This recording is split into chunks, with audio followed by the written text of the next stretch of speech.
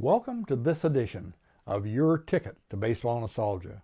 This is Dan Busby, baseball ticket collector, researcher, and author. My first baseball book was entitled Before and After Babe Ruth, a story of the New York Yankees as told through the lens of tickets and passes. In this edition of Your Ticket to Baseball Nostalgia, we are covering the 1956 Brooklyn Dodgers season.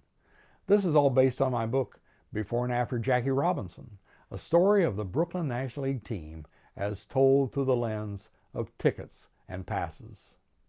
Today, I'm sitting in a couple old seats that were used at Wrigley Field decades ago.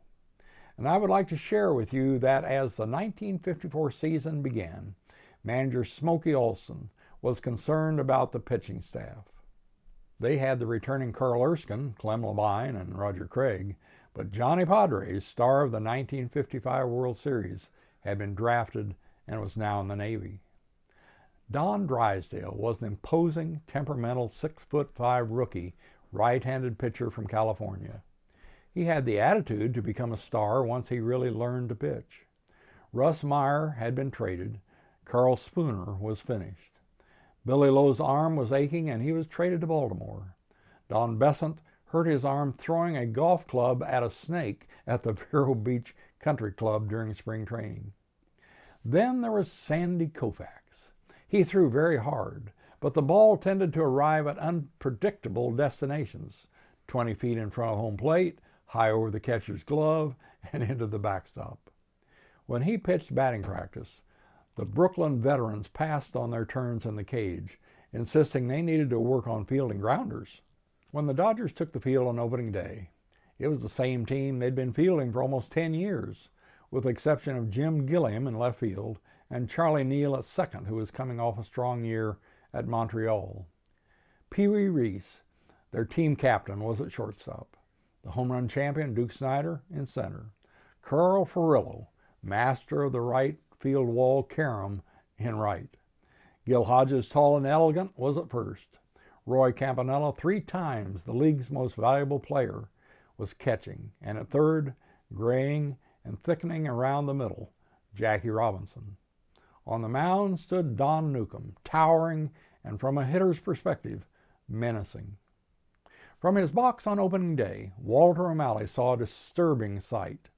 8,000 empty seats following the Dodgers' dramatic 1955 World Series victory. Only 24,236 fans came to see the championship banner raised. The Dodgers were the most profitable team in baseball, even more profitable than the New York Yankees, but the team was aging. In 1956, Ebbets Field was only 44 years old, hardly a relic, but the ballpark was impossibly cramped. It had aged poorly. On April 19, Walter O'Malley's disgraceful Jersey City experiment began. It was the first Major League game ever played at Roosevelt Stadium, and the parking lot was half empty. Chilling winds were blowing off Newark Bay. The game went 10 innings, drawing only 12,214 fans. Clem Labine won in relief. On the 6th game of the season, April 23, 1956, a 19-year-old future Hall of Famer, Don Drysdale, made his first start for Brooklyn and won 6-1 in Philadelphia, striking out 9 and giving up 6 singles. He showed amazing poise with less than 2 years of minor league experience. At 6'5", he was a dominating presence on the mound and would be for years. On April 25, Jackie stole home against the Giants at the Polo Grounds. It was his 19th steal of home and his last. By mid-June, Walter Olson had installed Randy Jackson at third base, and Robinson rode the bench at age 37 and brooded. On May 12, Carl Erskine, the 29-year-old from Anderson, Indiana, in his 9th season with enduring arm miseries, pitched his second no-hitter, beating the Giants 3-0 at Ebbets Field. Only 2 walks prevented a perfect game. Carl's first no-hitter had been against the Cubs on June 19, 1952. On May 15, 1956, the Dodgers purchased the contract of Sal Magley from the Cleveland Indians. Magley was 39 years of age, and he looked like a mortician. He was tall and sinister looking with dark, hooded eyes and always in need of a shave. On May 29, Don Newcombe pitched a complete game against the Pirates at Forbes Field, winning 10-0.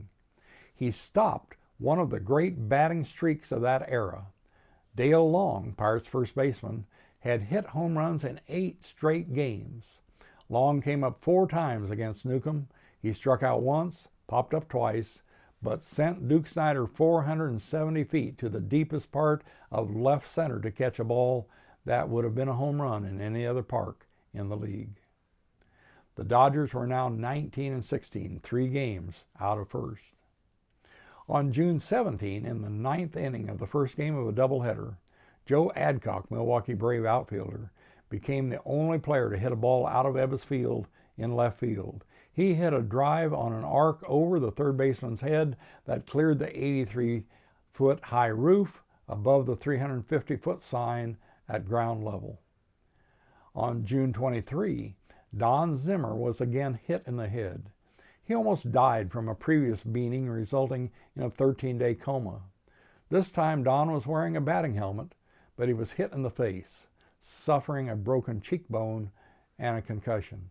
Playing in Milwaukee on August 26 and trying to catch the league-leading Braves, Jackie Robinson was convinced that pitcher Lew Burdette was aiming thinly disguised racial insults at him.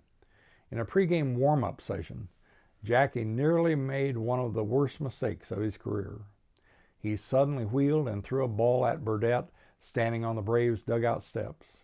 The ball barely missed Burdette's head. Jackie said he intended to hit him right between the eyes. Burdette denied the remarks were racist, and the feud ended. By the end of August, Snider and Hodges had both amassed more than 100 RBIs, and Carl Furillo was in the midst of a career year, and Jim Gilliam was almost always on base. Campy had hit .407 in August. On September 15, the Dodgers took the league lead for the first time since April 28 as Don Newcombe shut out the Cubs 3-0 at Ebbets Field. Newcombe was now one of the class pitchers in baseball, having conquered his rebellious spirit, but not his drinking. This was to be his greatest season before the plunge to 11-12 record in 1957, the year the drinking started to get out of control, as he often admitted later. On September 25, Sal Magley threw a no-hitter against the Phillies on a misty, sometimes rainy night at Ebbets Field. Magley had a 13-5 record in 1956 and was 6-6 in 1957 before the Yankees picked him up near the end of the season. He won 1 game and lost 1 game in the 1956 World Series pitching for Brooklyn. He was one of the few men to play for all 3 New York teams, an impossibility after 1957. The final day of the season was played at Ebbets Field against the Pirates. Milwaukee could still force a 3-game playoff, but only if they won and Brooklyn lost. Duke Snider hit 2 towering home runs, and Jackie Robinson also hit one out of the park. Newcombe was the winning pitcher. Once again, the Dodgers were champions of the National League, their 6th time in 9 years. In 1956, Snider hit .292 with 42 home runs and 101 RBIs. Newcombe had perhaps the greatest year by a pitcher in the decade, going 27-7 with a 3.06 earned run average. Well, thank you for joining us for this edition of Your Ticket to Baseball Nostalgia. Watch our 1956 World Series video and other videos to relive memories of the Brooklyn Dodgers. This video is based on my book, Before and After Jackie Robinson, a story of the Brooklyn National League team as told through the lens of tickets and passes. For more information on old baseball tickets, go to baseballticketman.com. And order your copy of Before and After Babe Ruth and Before and After Jackie Robinson on Amazon. Watch for my 3rd baseball book, Before and After Satchel Paige. And a special thank you to Daniel Herman, who shot and edited this video.